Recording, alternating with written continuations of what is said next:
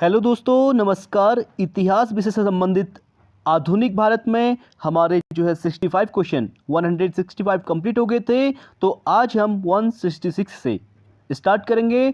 उससे पहले प्लीज़ आप लोग वीडियो को लाइक कीजिए, शेयर कीजिए, सब्सक्राइब कीजिए। तो चलिए स्टार्ट करते हैं। आज का पहला क्वेश्चन है हमारा, मॉन्टेस्क्यू चेम्स्फोर्ड की रिपोर्ट का संबंध है।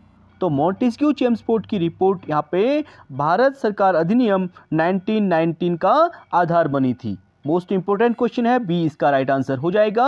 आप देख सकते हैं तत्कालीन भारत सचिव एडविन मॉन्टेस्क्यू और वायसराय लॉर्ड चेम्स्फोर्ड, ठीक है। यहाँ दो व्यक्ति जो है पर्टिकुलर अलग अलग पोस्ट पे हैं। मॉन्टेस्क्यू सचिव थे और चेम्स्फोर्ड जो है वायसराय थे। रिपोर्ट भारतीय परिषद अधिनियम 1919 का आधार बनी थी और इस अधिनियम के तहत प्रांतों में पहली बार द्वैध शासन लागू किया गया था। अगला क्वेश्चन हमारा, new lamps for old lake श्रृंखला 1893 से 94 में सर्वहारा वर्ग के साथ संपर्क से बाहर होने के लिए कांग्रेस की आलोचना की गई थी। तो इन लेखों का लेखक कौन था? तो न्यू लैंप्स ऑफ ओल्ड जो लेक श्रृंखला थी, इसका संबंध आपका अरविंद घोष से हो जाएगा, यानी ए इसका राइट आंसर हो जाएगा। आप देख सकते हैं तत्कालीन भारतीय परिस्थितियों के कारण एवं कांग्रेस की साम्राज्यवादी शक्तियों के समक्ष ढुलमुल रवैया अपनाने के कारण अरविंद घोष ने अपनी लेख श्रृंखला न्यू लैंप्स फॉर ओल्ड में कांग्रेस की आलोचना की थी। अगला क्वेश्चन है हमारा, काकोरी ट्रेन डकैती कांड में किन क्रांतिकारियों को फांसी की सजा दी गई थी? तो काकोरी ट्रेन डकैती कांड में जो है वो थे आपके ए राम प्रसाद बिस्मिल और अशफाक उल्ला खां। ए इसका राइट आंसर हो जाएगा। आप देख सकते हैं अक्टूबर 1924 में सचिंद्र सन्याल और राम प्रसाद बिस्मिल तथा चंद्रशेखर आज़ाद ने कानपुर में क्रांतिकारी संस्था हिंदुस्तान रिपब्लिकन एसोसिएशन की स्थापना की थी और इस संस्था द्वारा 9 अगस्त 1925 को उत्तर प्रदेश के, ठीक है, उत्तर रेलवे के लखनऊ सहारनपुर संभाग के काकोरी नामक स्थान पर 8 down Saharanpur Lucknow passenger train पर डकैती डालकर सरकारी खजाना लूटा गया और यह घटना काकोरी कांड के नाम से प्रसिद्ध हुई। इस घटना में 29 क्रांतिकारियों को गिरफ्तार किया गया, जिसमें राम प्रसाद बिस्मिल, अशफाक उल्ला, रोशनलाल तथा राजेंद्र लाहिड़ी को फांसी हुई थी, जबकि चंद्रशेखर आज़ाद फरार हो गए थे। अगला क्वेश्चन हमारा, हिंदुस्तान सोशलिस्ट रिपब्लिकन आर्मी के संस्थापक नेताओं में से थे। तो हिंदुस्तान सोशलिस्ट रिपब्लिकन आर्मी के संस्थापक नेताओं में कौन थे? वो थे आपके भगत सिंह। बी इसका राइट आंसर हो जाएगा। इंपोर्टेंट क्वेश्चन है, नोट डाउन कर सकते हैं। आप देख सकते हैं काकोरी कांड के बाद पुलिस द्वारा चलाए गए दमन चक्र के फलस्वरूप हिंदुस्तान रिपब्लिकन एसोसिएशन यानी HRA का अस्तित्व कुछ समय के लिए समाप्त हो गया, किंतु बाद में विजय कुमार सिंह और शिव वर्मा, जयदेव कपूर, भगत सिंह, भगवती चरण बोहरा तथा सुखदेव ने चंद्रशेखर आज़ाद के नेतृत्व में HRA को पुनः संगठित करने का कार्य किया और सितंबर 1928 ईस्वी में फिरोज शाह कोटला मैदान दिल्ली में चंद्रशेखर आज़ाद के नेतृत्व में एक बैठक हुई, जिसमें HRA का नाम बदलकर Hindustan socialist Republican association HSRA रखा गया था। मोस्ट इंपोर्टेंट क्वेश्चन है, पूछा गया है। अगला हमारा, निम्नलिखित पंक्तियों को किसने लिखा? तो उसमें सरफरोशी की तमन्ना अब हमारे दिल में है, देखना है जोर कितना बाजू कातिल में है, ये शब्द जो कहे गए थे ये बिस्मिल्लाह, ठीक है, राम प्रसाद बिस्मिल के द्वारा कहे गए थे। ए इसका राइट आंसर हो जाएगा। आप देख सकते हैं उपयुक्त गजल की पंक्तियां शायर जो है बिस्मिल अजीमाबादी की थी और बिस्मिल जो है अजीमाबादी का वास्तविक नाम सैयद शाह मोहम्मद हसन था, जो वर्ष 1901 में पटना से 30 किलोमीटर दूर हरदास बिनाहा गांव में पैदा हुए थे और यह गज़ल उर्दू में लिखी गई थी एवं वर्ष 1922 में काजी अब्दुल गफ्फार खां की पत्रिका सभा में छपी थी। तो इसका राइट आंसर आपका बिस्मिल हो जाएगा। अगला क्वेश्चन हमारा, प्रसिद्ध गीत सरफरोशी की तमन्ना अब हमारे दिल में है कि रचयिता कौन है? तो रचयिता कौन हो जाएंगे? तो यहाँ पे इसका राइट आंसर दिया गया है ई। तो देख लेते हैं उपयुक्त प्रश्न की व्याख्या देखें, यानी ई उपयुक्त में से कोई नहीं, ठीक है। तो सरफरोशी की तमन्ना अब हमारे दिल में है जो है यहाँ पे राइट तो बिस्मिल होना चाहिए था, यानी आप राम प्रसाद बिस्मिल जो है आयोग के द्वारा नहीं माना गया है, ई इसका राइट आंसर दिया गया है। और ई में आप एक्सप्लेनेशन देख सकते हैं, उपयुक्त पंक्तियाँ जो है बिस्मिल अजीमाबादी की थी। ठीक है, तो आयोग ने इसको राइट आंसर ये माना है, तो आयोग के अनुसार आप इसी को राइट करेंगे। अगला क्वेश्चन है हमारा, इंकलाब जिंदाबाद का नारा किसने दिया था? तो इंकलाब जिंदाबाद का नारा दिया था आपका किसके द्वारा? ए इसका राइट आंसर हो जाएगा, सॉरी सी इसका राइट आंसर हो जाएगा, यानी भगत सिंह के द्वारा। इंकलाब जिंदाबाद की रचना प्रसिद्ध कवि मोहम्मद इकबाल ने दी थी, ठीक है, किंतु पहली बार इसे नारे के रूप में प्रयोग किसने किया था? भगत सिंह ने, और इन्होंने इसे नारे को चर्चित किया था, यानी नाम दिया था मोहम्मद इकबाल ने और इसका प्रयोग किया था भगत सिंह ने। सी इसका राइट आंसर हो जाएगा। अगला क्वेश्चन हमारा, भगत सिंह, राजगुरु और सुखदेव को कब फांसी दी गई थी? तो भगत सिंह हो गया, राजगुरु हो गए, सुखदेव को जो फांसी दी गई थी वो दी गई थी 23 मार्च 1931 को। ए इसका राइट आंसर हो जाएगा। मोस्ट इंपोर्टेंट क्वेश्चन है, नोट डाउन कर सकते हैं, डेट इंपोर्टेंट है। आप देख सकते हैं हिंदुस्तान सोशलिस्ट रिपब्लिकन एसोसिएशन के 2 सदस्य भगत सिंह तथा बटुकेश्वर दत्त ने 8 अप्रैल 1929 को केंद्रीय विधानसभा में बम फेंके। दोनों को गिरफ्तार कर केंद्रीय असेंबली बम कांड के अंतर्गत मुकदमा चलाया गया और बाद में HSRA के अन्य सदस्यों को भी गिरफ्तार कर क्रांतिकारियों के ऊपर लाहौर षड्यंत्र कांड के अंतर्गत मुकदमा चलाया गया। और वर्ष 1930 में लाहौर षड्यंत्र कांड का निर्णय आया, जिसमें भगत सिंह हो गए, राजगुरु और सुखदेव को फांसी की सजा सुनाई गई थी। और 23 मार्च, ठीक है, 23 मार्च 1931 को तीनों को फांसी दे दी गई और उनकी फांसी के समाचार से संपूर्ण देश मृत्यु सदृश उदासी में डूब गया था। अगला क्वेश्चन हमारा, सरकार के विरोध में असेंबली में बम फेंकने के समय भगत सिंह की उम्र क्या थी? तो असेंबली में जो बम फेंका गया था तब उस टाइम भगत सिंह जो थे आपके 21 साल से थोड़ा ज़्यादा, यानी 20 का राइट आंसर हो जाएगा।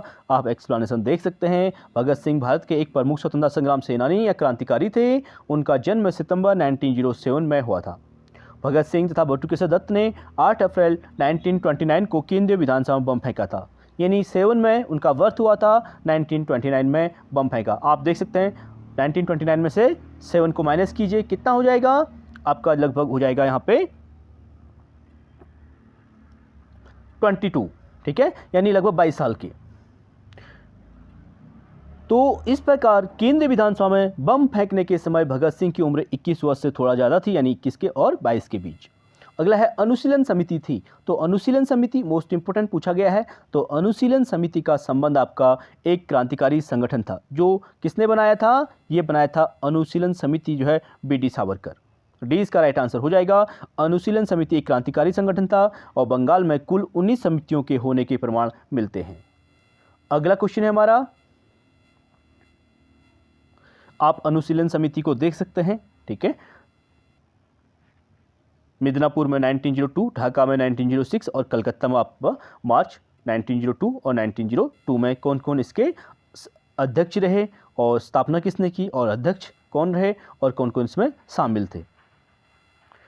और 1902 में सरल घोषाल का अखाड़ा, 1902 में कुछ युवकों द्वारा आत्मोन्नति समिति का गठन किया गया था और वारिंद्र घोष और भूपेंद्र नाथ दत्त के नेतृत्व में 1906 में युगांतर यानी साप्ताहिक पत्रिका का प्रकाशन हुआ था। इंपॉर्टेंट है, ये भी पूछा गया है। और हेमचंद्र कानूंगो कलकत्ता अनुशीलन समिति के सहयोगी एवं बम विशेषज्ञ जो है माने जाते हैं।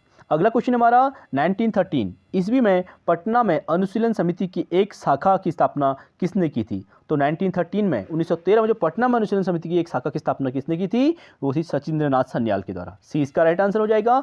आप देख सकते हैं वर्ष 1913 में पटना में अनुशीलन समिति की एक शाखा की स्थापना सचिंद्र नाथ सन्याल ने की थी और अनुशीलन समिति एक क्रांतिकारी संगठन था।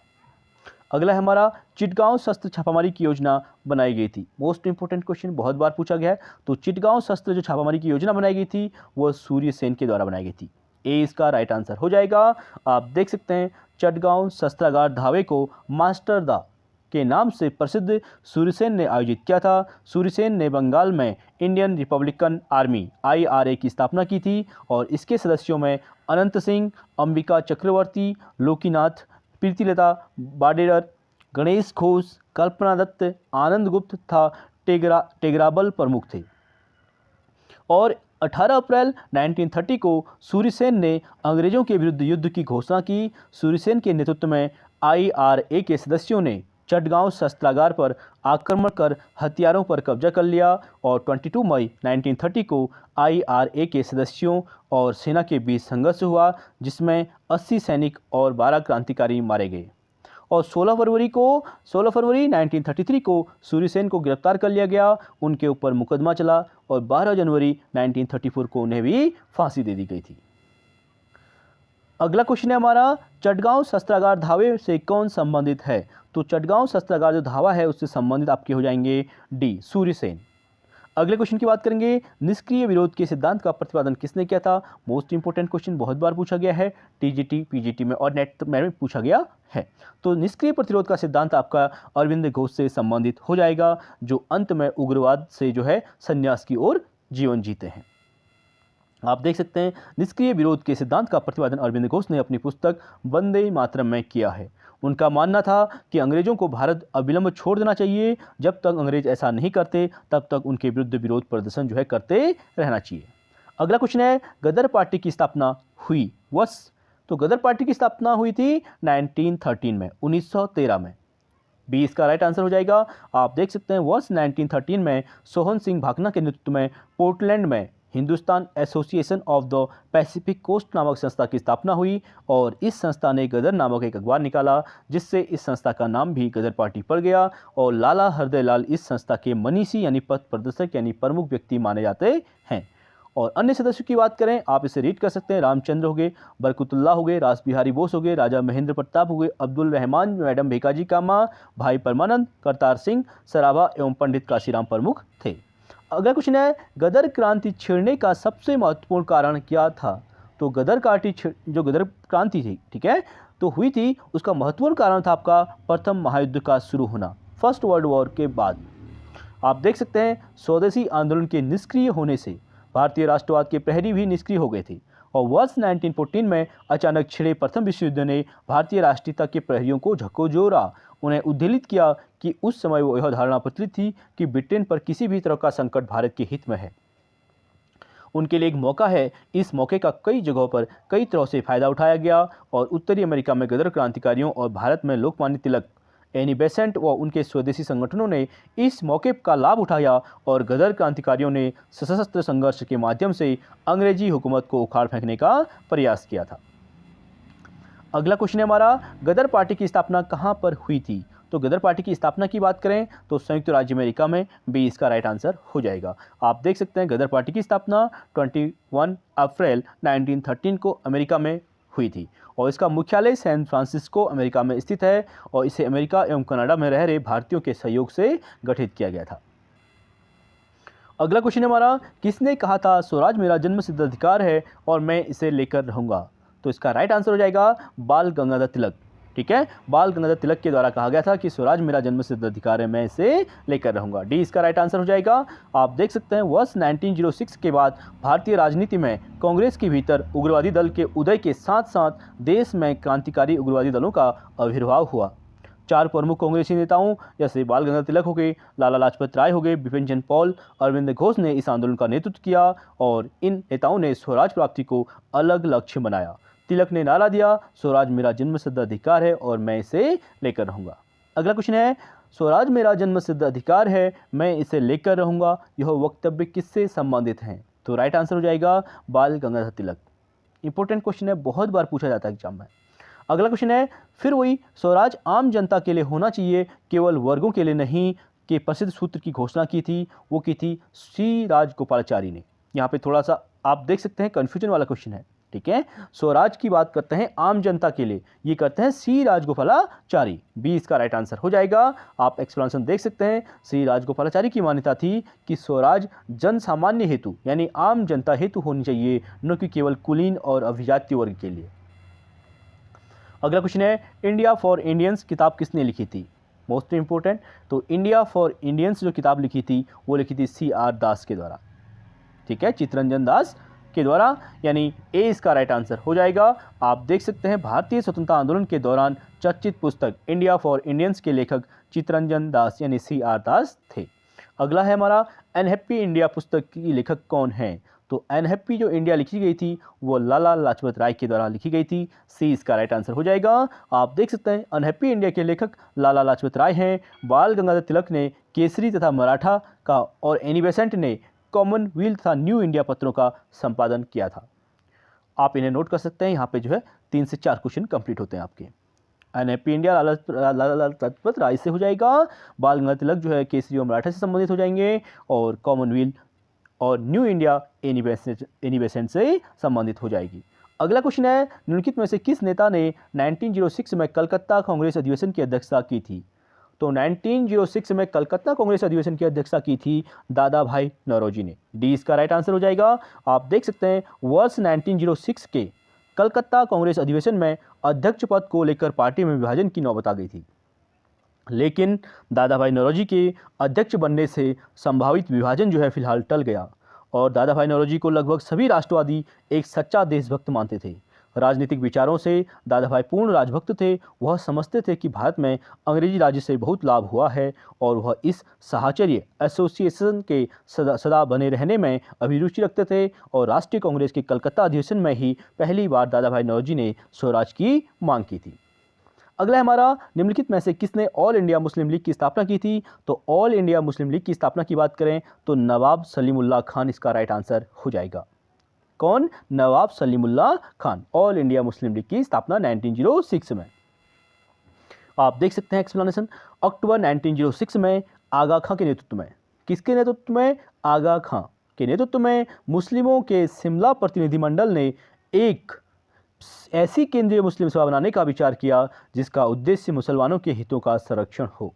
इसी विचारण के अनुरूप ढाका में संपन्न अखिल भारतीय मुस्लिम शिक्षा सम्मेलन all India Mohammedan education conference के दौरान दिसंबर 1906 में एक सम्मेलन स्वागत समिति के अध्यक्ष तथा राजनीतिक बैठकों के संयोजक ढाका के नवाब सलीमुल्लाह खान ने अखिल भारतीय मुस्लिम लीग के गठन का प्रस्ताव किया और 56 सदस्यीय अस्थायी समिति के चयन किया गया और मोहसिन उल मुल्क तथा बकार उल मुल्क को संयुक्त रूप से संगठन का सचिव नियुक्त किया गया और लखनऊ में मुस्लिम लीग का मुख्यालय बनाया गया और आगा खां इसके प्रथम अध्यक्ष बनाए गए थे।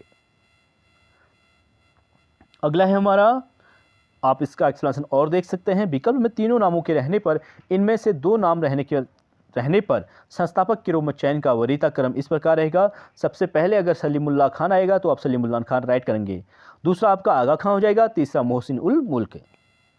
अगले क्वेश्चन की बात करेंगे। 1906 में मिंटो से शिमला में मिले मुसलमानों के शिष्टमंडल ने प्रार्थना की थी।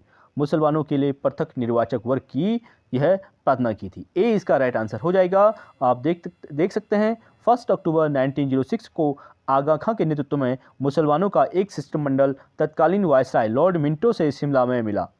शिष्टमंडल ने प्रांतीय, केंद्रीय व स्थानीय निकायों से निर्वाचन हेतु मुसलमानों के लिए विशिष्ट स्थिति की मांग की। इस मांग के जवाब में मिंटो ने मुसलमानों को आश्वासन देते हुए कहा कि उनके राजनीतिक अधिकारों और हितों की भारत में रक्षा की जाएगी।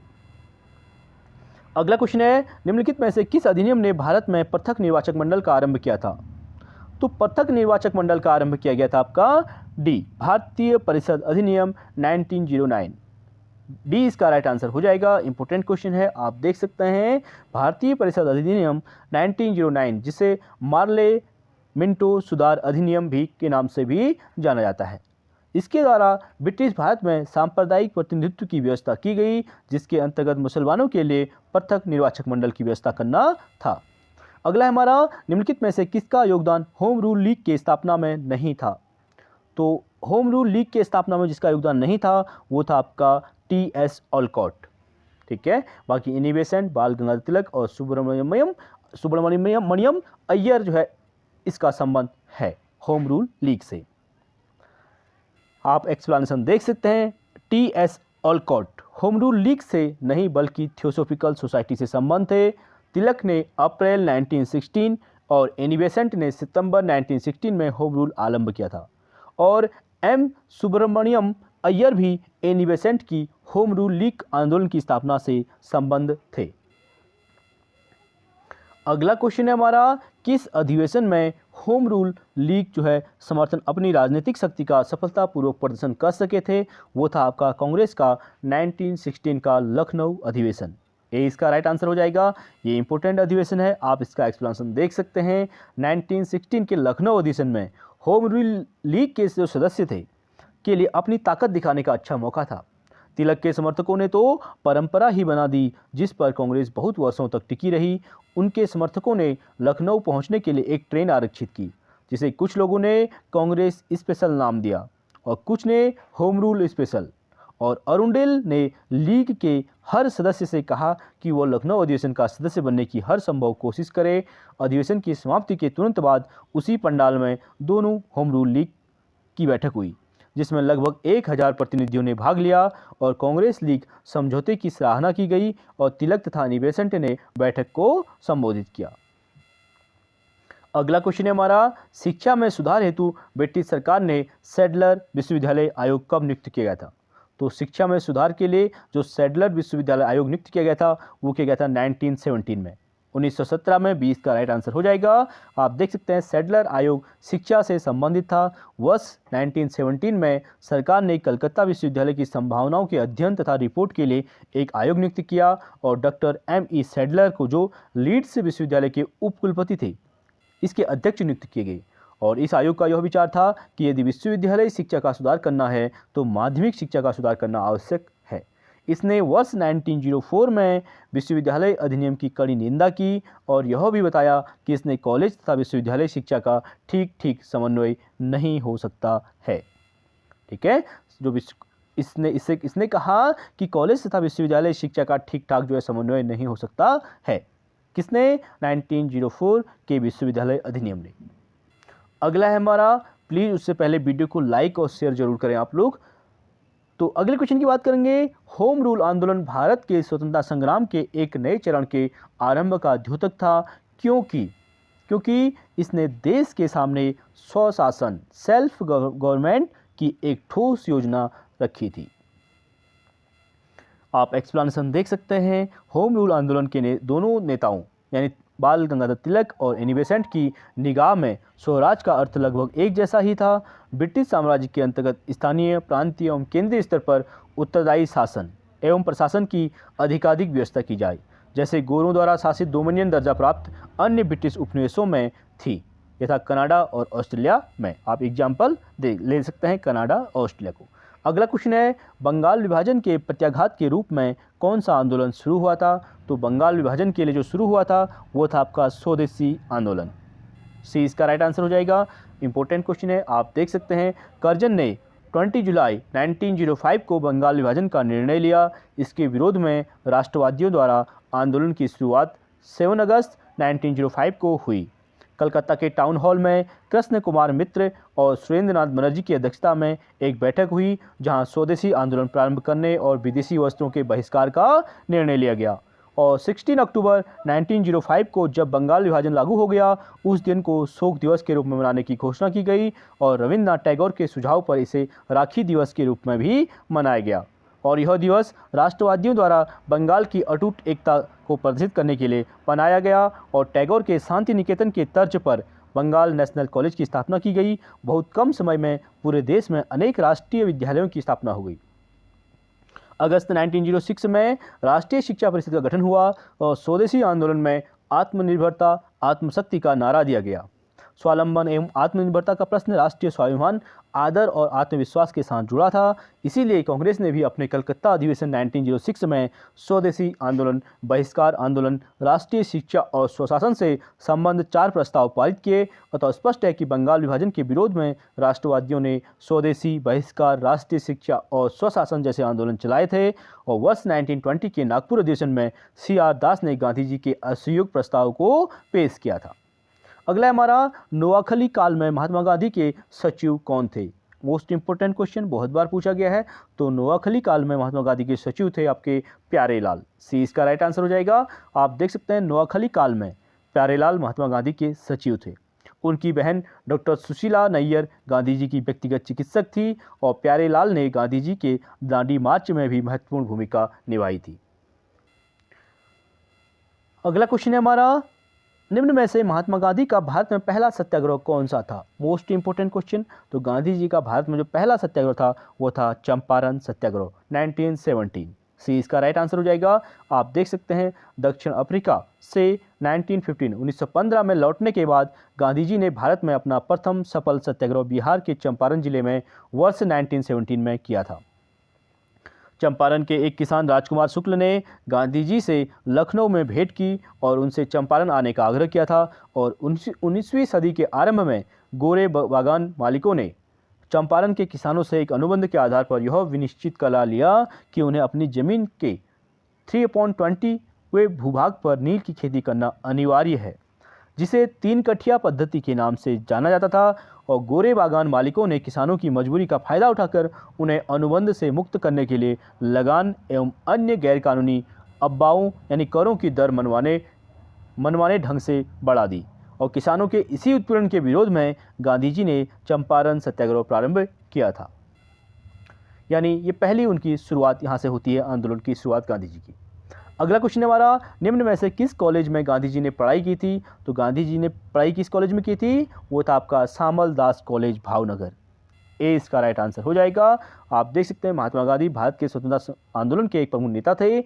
इनकी प्रारंभिक शिक्षा पोरबंदर में संपन्न हुई। इन्होंने हाई स्कूल की शिक्षा राजकोट स्थित अल्फ्रेड हाई स्कूल से प्राप्त की थी और इसके उपरांत इन्होंने भावनगर स्थित शामलदास आर्ट कॉलेज में अपना नामांकन करवाया। इसके उपरांत इन्होंने यूनिवर्सिटी कॉलेज लंदन से विधि यानी लॉ की पढ़ाई पूरी की थी, यानी कानून की पढ़ाई। अगला क्वेश्चन है हमारा, निम्न में से कौन सा भारत में गांधी जी का प्रथम सत्याग्रह आंदोलन था जिसमें उन्होंने सविनय अवज्ञा का प्रयोग किया था? तो वो आंदोलन था आपका चंपारण सत्याग्रह। आप देख सकते हैं चंपारण सत्याग्रह आंदोलन या सत्याग्रह 1917 भारत में गांधी जी का प्रथम सत्याग्रह आंदोलन था जिसमें उन्होंने सविनय अवज्ञा का प्रयोग किया था। अगला है हमारा, किसने यूरोपियन नील बागान मालिकों द्वारा किसानों के शोषण की तारीफ गांधी जी का ध्यान आकर्षित किया था? तो किसने किया था? वो था राजकुमार शुक्ल ने। बी इसका राइट आंसर हो जाएगा। आप देख सकते हैं राजकुमार शुक्ल ने यूरोपियन नील बागान मालिकों द्वारा किसानों के शोषण की तरफ गांधी जी का ध्यान आकर्षित किया। शुक्ल ने वर्ष 1916 में लखनऊ कांग्रेस अधिवेशन के दौरान गांधी जी से भेंट कर उन्हें चंपारण के किसानों के शोषण की कहानी सुनाई एवं गांधी जी के चंपारण आने के लिए आमंत्रित किया था। किसने? राजकुमार शुक्ल ने। अगला है हमारा, गांधी जी को चंपारण आने का आमंत्रण किसने दिया था? तो राइट आंसर हो जाएगा राजकुमार शुक्ल जी के द्वारा। अगले क्वेश्चन की बात करेंगे, चंपारण में इंडिगो के किसानों की दशा की ओर गांधी जी का ध्यान किसने आकर्षित किया था? तो इसका राइट आंसर भी आपका राजकुमार शुक्ल ही होगा। अगला क्वेश्चन है, गांधी जी द्वारा पहली बार सत्याग्रह आंदोलन बिहार में कहाँ प्रारंभ किया गया था? तो पहली बार बिहार में जो सत्याग्रह आंदोलन चलाया था वो चंपारण में ही चलाया गया था। डी इसका राइट आंसर हो जाएगा 1917 में। आप देख सकते हैं उपयुक्त घटनाओं में बिहार में हुआ चंपारण सत्याग्रह भारत में गांधी जी का प्रथम सत्याग्रह सर्वप्रथम घटना मानी जाती है। 19वीं सदी के आरंभ में गोरे बागान मालिकों ने चंपारण के किसानों से एक अनुबंध के आधार पर यह विनिश्चित करा लिया था कि उन्हें अपनी जमीन के 3/20 ठीक है 3/20वें भाग पर नील की खेती करना अनिवार्य बताया था, जिसे 3 कठिया पद्धति के नाम से जाना जाता है। और राजकुमार शुक्ल के आग्रह पर 1917 में गांधी जी ने चंपारण सत्याग्रह की शुरुआत की और गांधी चंपारण आंदोलन के राष्ट्रीय नेता थे। आज का अंतिम क्वेश्चन है हमारा, बिहार के कौन से स्थान में गांधी जी ने अपना प्रथम सत्याग्रह किया था? वो स्थान था आपका चंपारण। ए इसका राइट आंसर हो जाएगा। आप देख सकते हैं। तो चलिए फ्रेंड्स, आज के लिए इतना ही। आई होप वीडियो पसंद आई होगी। प्लीज़ वीडियो को लाइक शेयर और सब्सक्राइब जरूर करें। बाकी नेक्स्ट क्लास में करेंगे। Thank you so much.